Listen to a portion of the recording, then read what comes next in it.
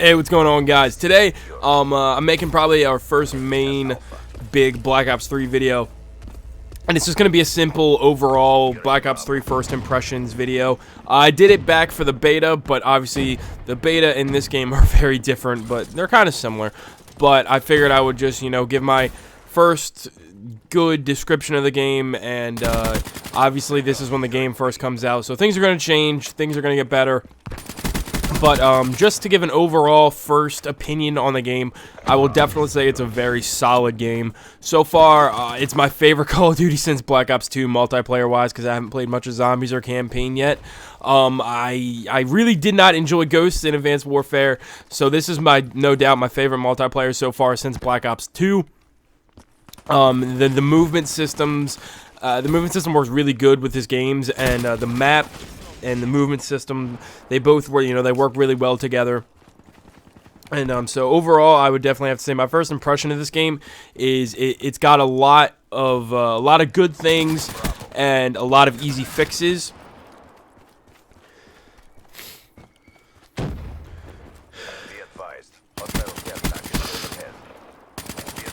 And just to start off with some of the things that can be easily fixed, obviously, there are some weapons that maybe are a little overpowered, and maybe there are some that can be buffed. And just the first thing I'm going to discuss is overall just connection.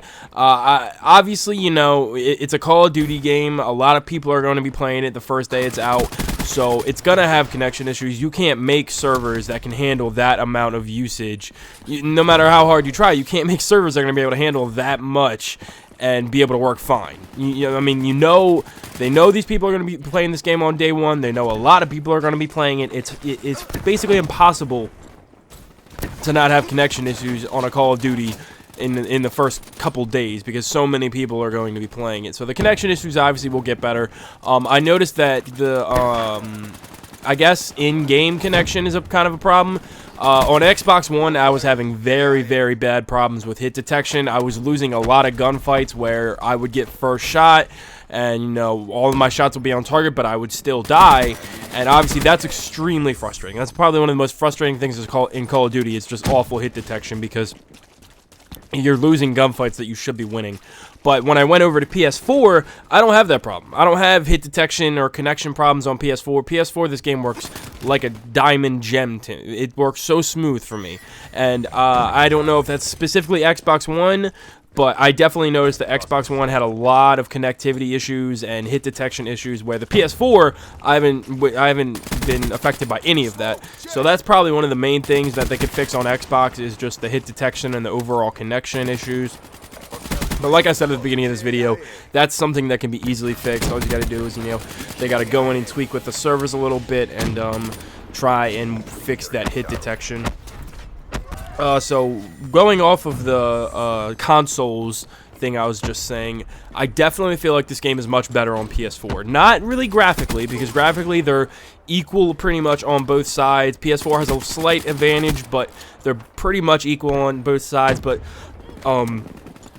including the hit detection stuff and the connectivity with Xbox One, I just feel like this game is a lot better on PS4. Aside from the fact that, you're going to get DLC early and all that stuff, this game is much, much better on PS4. It has a much better feel, no issues, no hit detection, no connectivity issues, none of that. I haven't witnessed any of that. I'm sure probably some people have, to an extent, but I haven't really been affected by any of that. So this game is a lot better on PS4.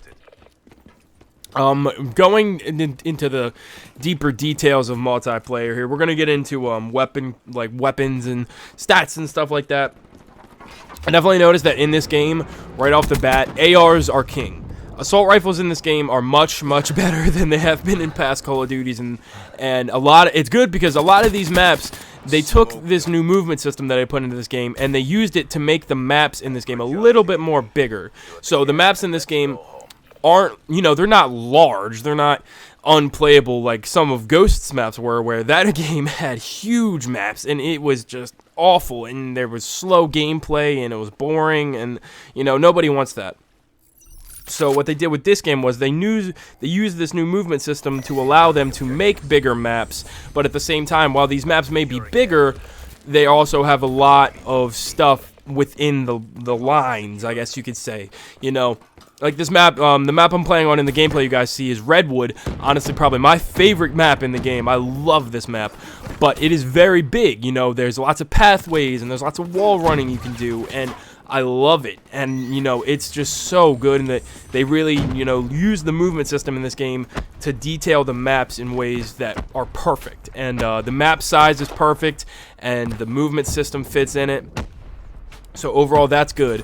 But going back to ARs here, the map sizes fit ARs because, you know, they're larger sizes. ARs are meant for medium to long range, so obviously ARs are going to be better. And plus, I just feel like they overall have a better feel than a lot of the SMGs in this game. I don't really like many SMGs in this game yet. Have yet to unlock the Razorback, which was beast in multiplayer. So maybe once I get that, I'll start using the Razorback a little more. Hopping into SMGs, like I said, ARs are king, but SMGs are still pretty damn good. I have noticed that some of the SMGs in this game have a decent amount of range, and, you know, since some of the maps are bigger, I can understand it, but some of them are ridiculous. Like, the Kuda has ridiculous range for an SMG. I've been 3-shot by a Kuda for like halfway across the map, and that's AR range. So I've been like 3-shot by an SMG at AR range, and you know, maybe that guy could have just been a warrior and he had some amazing connection or something. But I have noticed that SMGs have there are a few SMGs that have some pretty damn good range. The next SMG is the VMP. It's the second one you unlock, and that thing, that's probably one of the few overpowered weapons in this game. Most of the weapons are pretty damn balanced, which is impressive because most Call of Duty games, when it comes out, there are, you know, at least 3 or 4 weapons that are just ridiculous. But I have noticed that the VMP is one of the very few OP weapons in this game. But I'm not going to talk about that much because I'm going to have a separate video coming out about that. The next weapon is the Draken.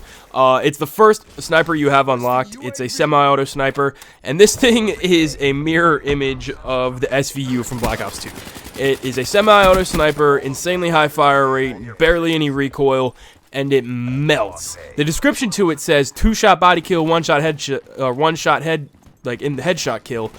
But I've been 1-shot by this thing plenty of times with full health in the chest, and I've died.